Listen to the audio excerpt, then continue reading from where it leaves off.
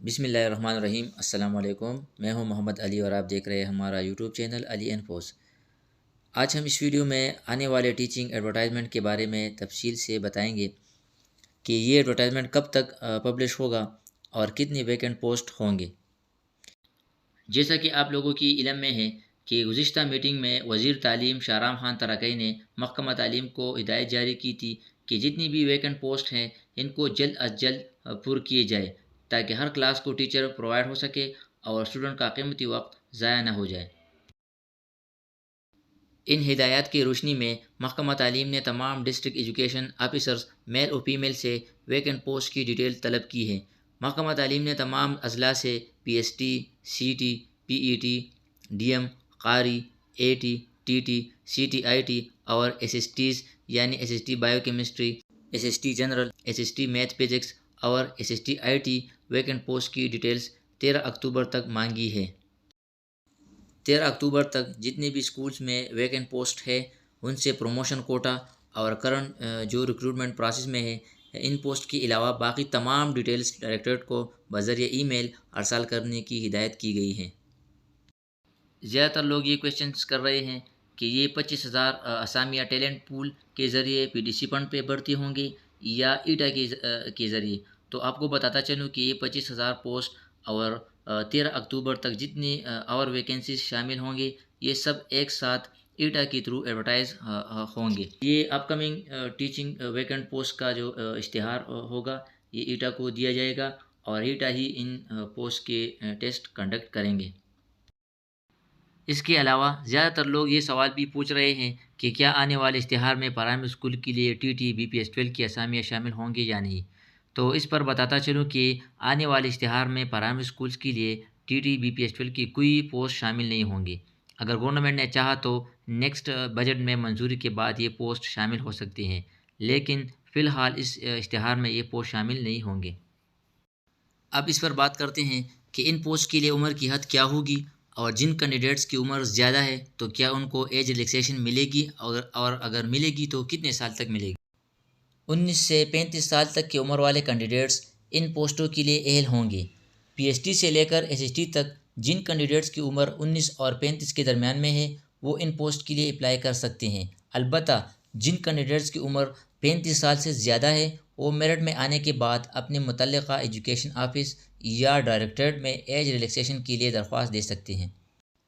نئے بھرتی ہونے والے ملازمین کے لیے اپوائنٹنگ اتھارٹی کی جانب سے 2 سال کی عمومی رعایت کا اختیار حاصل ہے، جبکہ 2 سال سے زائد اوور ایج ہونے کی صورت میں 5 سال تک رعایت کا اختیار اسٹیبلشمنٹ ڈپارٹمنٹ کے پاس ہے، اور 5 سے زائد 10 سال تک عمر میں رعایت وزیر اعلیٰ کے دائرہ اختیار میں آتا ہے۔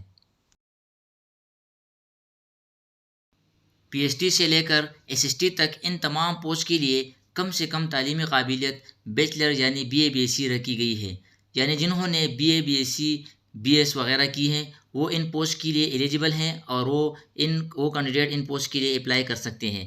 بیچلر سے کم تعلیم والے کینڈیڈیٹس اپلائی نہیں کر سکتے۔ اس کے علاوہ ٹی ٹی پوسٹ کے لیے میٹرک کے ساتھ جنہوں نے شہادت العلمیہ کی ہے وہ بھی ٹی ٹی پوسٹ کے لیے ایلیجیبل ہے اور وہ بھی اپلائی کر سکتے ہیں، یا جنہوں نے صرف ایم اے اسلامیات کی ہے وہ بھی ٹی ٹی پوسٹ کے لیے ایلیجیبل ہیں۔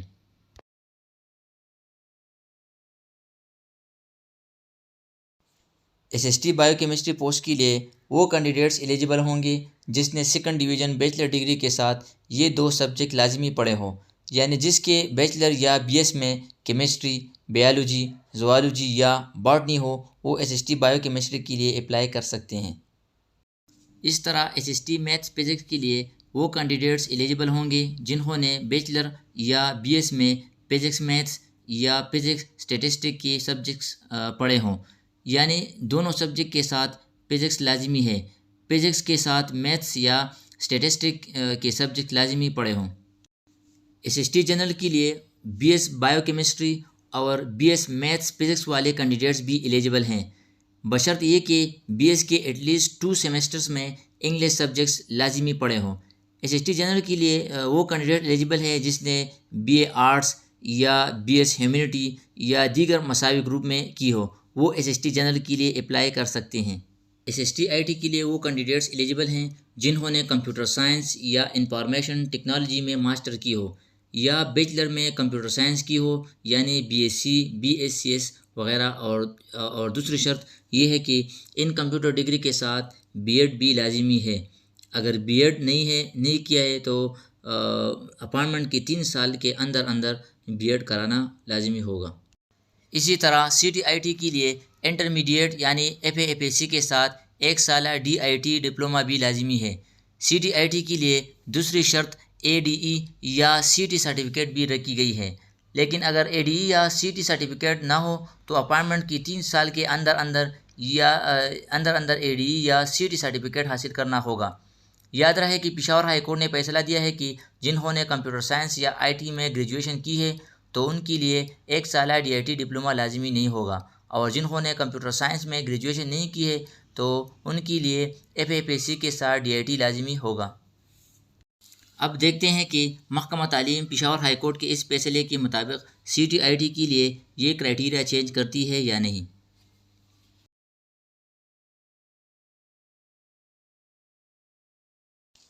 اب اساتذہ کے سلیکشن کرائیٹیریا پر بات کرتے ہیں کہ اساتذہ سلیکشن کے لیے تعلیمی قابلیت اور اسکریننگ ٹیسٹ کی کتنے مارکس رکھے گئے ہیں۔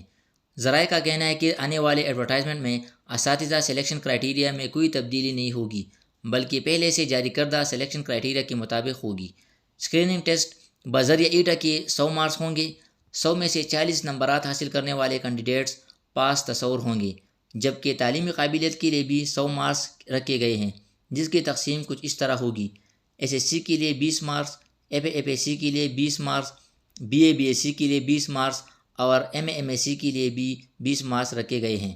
اسی طرح B.Ed M.Ed M.Phil اور PhD کے لیے 5 مارکس ہوں گے، جبکہ MA ایجوکیشن کے لیے 10 مارکس ہوں گے، کیونکہ MA ایجوکیشن B.Ed اور M.Ed کے برابر ہے، اس لیے 5 مارکس B.Ed اور 5 مارکس M.Ed کے، تو کل 10 مارکس MA ایجوکیشن کے ہوں گے۔ جن کینڈیڈیٹس نے 4 سالہ BS کیا ہے تو ان کو 40 مارکس ملیں گے، یعنی BS کے آبٹین مارکس کو ٹوٹل مارکس پہ ڈیوائڈ کرے اور 40 سے ضرب دے تو اس طرح آپ کا BS اسکور معلوم ہوگا۔ CGPA کی صورت میں آپ آبٹین CGPA کو ٹوٹل CGPA پہ ڈیوائڈ کریں اور 40 سے ضرب دیں تو اس طرح آپ کا BS اسکور معلوم ہو جائے گا۔ اسی طرح آپ اب اپنا اکیڈمک اسکور آسانی کے ساتھ معلوم کر سکتے ہیں کہ ٹوٹل 100 میں سے آپ کا کتنا اکیڈمک اسکور بنتا ہے۔ سب سے پہلے آپ اپنا میٹرک اسکور معلوم کریں کہ دیے گئے سلیکشن کرائیٹیریا کے مطابق آپ کا میٹرک سے ماسٹر تک کتنا اکیڈمک اسکور بنتا ہے۔ فرض کریں آپ کا میٹرک میں 850 آؤٹ آف 1050 مارکس ہے، تو 850 کو 1050 پر ڈیوائڈ کریں اور 20 سے ملٹیپلائی کریں تو آپ کا میٹرک کا اسکور معلوم ہو جائے گا۔ اسی طرح آپ FAFSC BA BSc MA MSc B.Ed M.Ed اور M.Phil PhD کا اسکور دیے گئے سلیکشن کرائیٹیریا کے مطابق معلوم کر سکتے ہیں۔ جو اسکور میٹرک سے ماسٹر وغیرہ تک آیا اس کو جمع کرے تو یہ آپ کا 100 میں سے اکیڈمک اسکور بن جائے گا۔ اب آخر میں بتاتا چلوں کہ یہ اشتہار انشاءاللہ دسمبر تک آئے گا۔ دسمبر تک یہ اسامیاں ایٹا کے ذریعے مشتہر ہوں گی، لیکن ذرائع کا یہ بھی کہنا ہے کہ یہ نومبر میں بھی یہ اشتہار آ سکتا ہے، کیونکہ وزیر تعلیم نے ڈپارٹمنٹ کو ہدایت کی ہے کہ ان اسامیوں کو جلد از جلد پر کیے جائیں۔